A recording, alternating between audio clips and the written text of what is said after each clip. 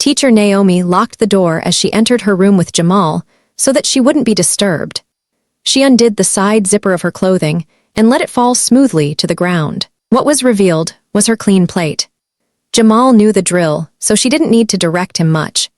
She assumed her position, an eagle in flight. Then she began rubbing chocolate on the brown plate and asked Jamal to eat the chocolate on the plate. The ever-lively Jamal dived in with excitement. She tilted her head backward as Jamal ate, enjoying this meal. She closed her eyes and sang the unimaginable sounds of a woman in excitement. These sounds were enough encouragement to Jamal. Soon he was done eating, and she poured more chocolate on her plate for Jamal to devour. And devour the plate he did. If you enjoy African stories, please subscribe to our YouTube channel and click on the bell button so that you'd be notified whenever we post. The morning sun cast a golden glow over the small compound as Naomi stepped out of her room. She had arrived 2 days ago, moving into the tiny self-contained apartment at the far end of the yard. The compound was quiet, home to only 3 tenants, Mr. and Mrs. Farook and their lively 4-year-old son, Jamal. Naomi smiled warmly as she approached Mrs. Farook, who was busy arranging goods in her provision store just outside the compound gate. "Good morning, Ma," Naomi greeted politely. Mrs. Farook looked up, wiping her hands on her wrapper. "Ah, good morning, my dear. I hope you're settling in well." "Yes, very well, thank you." Naomi hesitated for a moment before adding, "I'm a teacher, by the way. I tutor children at home in case anyone around here needs lessons." Mrs. Farook's face brightened. "A teacher? That's wonderful. You know, my Jamal can be a handful. He's sharp, but he won't sit still for a second." Naomi chuckled. "Most children his age are like that, but sometimes all they need is a little patience and the right approach." As if on cue, Jamal came running into the shop, his tiny legs moving fast, his laughter filling the air. "Jamal," Mrs. Farook scolded, steadying herself. "How many times have I told you to stop running around like that?" Jamal giggled, peeking up at Naomi with curious eyes. "Hello there," Naomi said, crouching to his level. "You must be Jamal." He nodded but didn't speak. "Do you like games?" she asked, tilting her head. Jamal hesitated, then nodded again. "Good," Naomi said with a knowing smile. "Maybe one day, I'll play a special game with you, but only if you promise to sit still and obey." Mrs. Farook laughed. "If you can get this one to sit still, I will cook a whole pot of jollof rice just for you." That afternoon, Naomi sat outside, marking some notes when she heard loud cries from the store. She looked up and saw Jamal wailing, his small body twisting as his mother struggled to calm him. "This boy will not end me," Mrs. Farook exclaimed in frustration. "Jamal, what is it again?" The boy only cried louder. Naomi stood and approached them. "What's wrong?" she asked gently. Mrs. Farook sighed. "He wants biscuits, but I already gave him one. He's just being stubborn." Naomi crouched beside him. "Jamal, do you remember our deal? If you want to play my game, you have to be a good boy."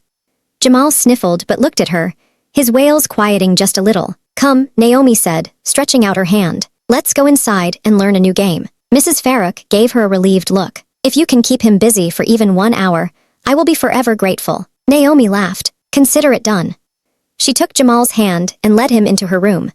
It was small but neatly arranged, with a low table and a few colorful books stacked in one corner. She sat him down and handed him a pencil and paper. "Let's do something together," she suggested. Jamal hesitated, then took the pencil, his tiny fingers gripping it clumsily. Naomi smiled. "Good. Now, let's start with a simple circle." Like this, as she guided his hand, the boy's usual restlessness seemed to fade. His breathing steadied, his focus sharpened. From outside, Mrs. Farook peered through the open door, shaking her head in disbelief. "Is this really my son?" she murmured to herself. Later that day, Naomi and Jamal were alone in her room.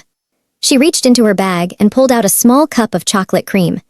His eyes lit up with excitement as he watched her scoop a generous amount onto her fingers. But instead of offering it to him, she revealed her plate and smeared it with the chocolate cream. "Jamal," she said softly, her voice barely above a whisper, "come and get your treat." Jamal hesitated for a moment, but the sight of the chocolate cream was too tempting to resist. He stepped forward, his small hands reaching out to touch the sweet treat. Naomi's breath hitched as he grabbed the plate, her head tilting backward. Jamal, encouraged by her reaction, began to lick the chocolate and the plate. Naomi's breath came in short, ragged gasps at the diligence of Jamal, her hands gently pressing against his back, reassuringly. "That's it, Jamal," she murmured. "You're doing so well." As the days turned into weeks, Naomi's hold over Jamal grew stronger. She would often engage him her special game. Jamal, too young to understand the gravity of the situation, would comply, believing this was a normal part of their bond. He soon began to taste the plate even without the chocolate, guided by Naomi to her best spots on her plate. Whenever she stepped out of her room, he would appear by her side, eager to play the game. If Naomi wasn't around, he would revert to his old behavior. "Naomi, I don't know what magic you're using," Mrs. Farook joked one evening as she handed Naomi a plate of steaming rice. "But my son is a different boy when he's with you." Naomi laughed. "No magic, Ma. Just patience." Mrs. Farook couldn't shake a strange feeling. Jamal was different in some way, but she decided to dismiss it as unnecessary worries. As the year came to an end, Naomi and the Farooks prepared for the holidays in their own ways. Mrs. Farook restocked her shop, while Mr. Farook, as always, buried himself in work. Naomi, the young teacher who had become like family, announced that she would be traveling home. Mrs. Farook's face fell. "You're leaving?" she asked, adjusting Jamal on her hip. Naomi smiled. "Yes, I haven't seen my family in a while. It's been a long year." Mrs. Farook sighed. "This one will miss you," she said, nodding toward Jamal, who clung to Naomi's dress. "I don't know what magic you use, but he listens to you more than anyone." Naomi chuckled, tapping Jamal's nose. "I'll be back before you know it. You'll be a good boy for your mommy, won't you?" Jamal pouted but nodded slowly. Before Naomi left, Mrs. Farook called her to the shop and handed her a bag filled with provisions, milk, biscuits, tins of sardines, and packets of noodles. "Take these for your mother," she said. She wanted to give more, but Naomi insisted that it was too much. "You didn't have to, Mrs. Farook. Thank you so much." Mrs. Farook pressed some money into her hand. "For transport and buy yourself something small." Naomi hesitated, then took it with a grateful nod. "God bless you, Mrs. Farook." A few minutes later, she stopped by the Farook's flat to bid Jamal farewell, and then took her leave. Behind her stood Jamal and Mrs. Farook, waving with enthusiasm. Without Naomi, the house felt different. Jamal's cries seemed louder, his tantrums more frequent. No matter how Mrs. Farook tried to soothe him, nothing worked the way Naomi's presence had. A few days after Naomi's departure, help arrived in the form of Mrs. Farook's younger sister, Alia. She had come to spend the holidays with them. "Maybe now you'll get some rest," Mr. Farook said to his wife that evening as Alia played with Jamal in the living room. "I hope so," Mrs. Farook sighed, watching Jamal giggle in his aunt's lap. "This child has been impossible since Naomi left." Alia smirked. "Maybe he just needs a little distraction." She tickled Jamal's belly, making him squeal with laughter. For the first time in days, Mrs. Farook exhaled in relief. Maybe things would get easier at least, until Naomi returned. With Alia present, Jamal seemed to be pacified, but Alia was in for the shock of her life. One afternoon, as she trudged back from her sister's shop, her arms straining under the weight of groceries she returned with for lunch preparation. The compound was quiet. Mrs. Farook had taken Jamal to the mosque for afternoon prayers, leaving Alia a rare moment to freshen up. She stumbled into her room, kicking off her sandals with a groan. Exhaustion fogged her mind. She didn't bother to lock the door and bathroom door either. The rusty bolt stayed open as she grabbed a baler and poured cool water from the bucket into a plastic basin. The first splash against her face was bliss. Halfway through scrubbing her arms, a creak cut through the silence. "Sister," Alia called, wiping soap from her eyes. No response. Shrugging, she continued scrub dutifully and picked up a scoop of water. Another creak followed, and in a flash, Jamal tried to do what Naomi had shown him. Alia yelped, snatching her wrapper. "Jamal, what are you?" But the boy didn't retreat. Instead, he said, "Aunty, play game with me," he murmured. Alia recoiled as if scalded. "Jamal, no." She seized his shoulders, holding him at arm's length. His gaze held a familiarity that could mean only one thing. "Who taught you to do that?" "Who?" The boy blinked, then grinned. "Teacher Naomi's game. She lets me eat the chocolate." The baler slipped from Alia's hand, clattering to the floor. She crouched to his level, her voice trembling. What chocolate?" Jamal's smile faded. He was suddenly shy. He pointed to explain. Alia gripped the edge of the basin to steady herself. Naomi, her sister's saintly tutor who her sister spoke much about. How many times had her sister praised Naomi for taming Jamal's behavior? "Aunty," Jamal poked her knee, oblivious to the storm in her eyes. "Can we play the game too?" Alia swallowed bile. No, never again play that game. She needed proof before uttering a word to her sister, whose trust in Naomi was ironclad.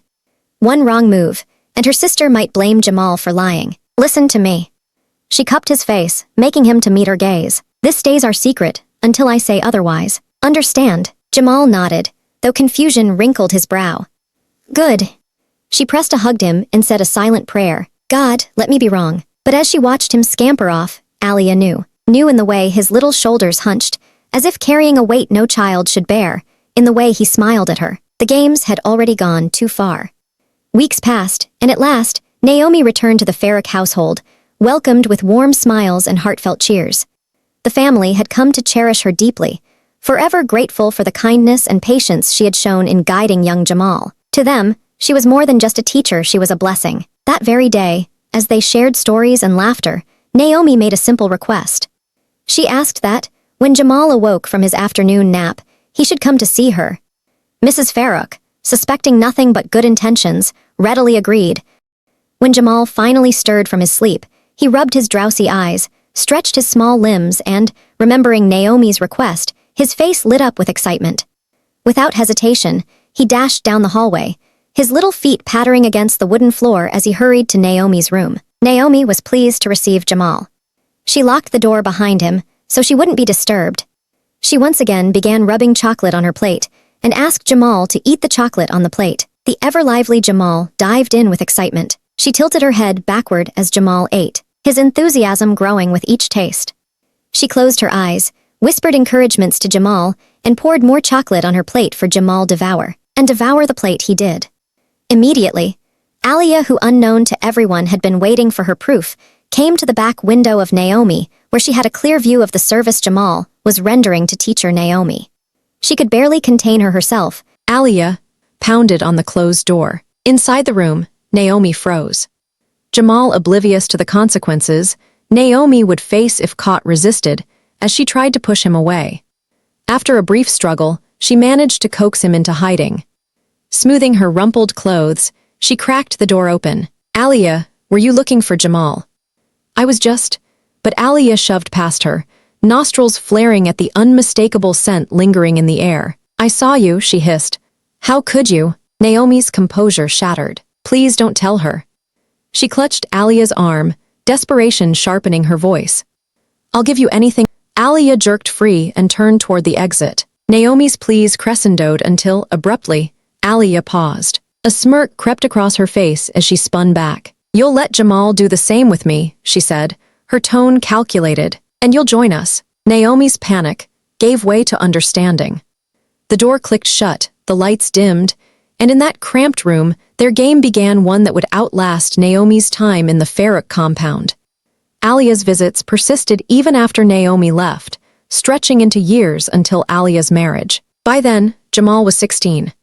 Alia eventually confessed the truth to him and tried to help him seek help, but this disease had festered too long in Jamal. No apology could cure it, and Jamal did not desire to be cured. 24 years later, a gaunt man stood shackled in a courtroom, convicted of countless abuses against children at the school where he'd once worked. Reporters swarmed as guards hauled him away, their cameras capturing the hunched figure of an elderly woman rolling on the ground behind him. Spare my son, she wailed, her cries clawing at the indifferent air. A journalist thrust a microphone toward the convict. What would you say to others like you? The man, hollow-eyed and trembling, locked eyes with the crowd. Who's to blame for my fate now that you know my story? Me, my mother, those women who robbed me of my childhood, or the society that does not care for the innocence of the male child. The silence thickened. For a moment, everyone looked on in pity, then a soldier shoved him into a van. Its tires screeched into the distance, drowning his mother's screams. The world knew him as a monster, but once he had been Jamal. The story of Naomi and Jamal became a cautionary tale, a stark reminder to parents everywhere. Be your child's first friend and protector. A mother should be her child's first confidant. Parenting is not just about providing. It is about nurturing, guiding, and building a bond of trust. And above all, this story served as a lesson in trust. It should be the rarest gift you give to another. You can only truly trust someone you know, and the only person you know completely is yourself.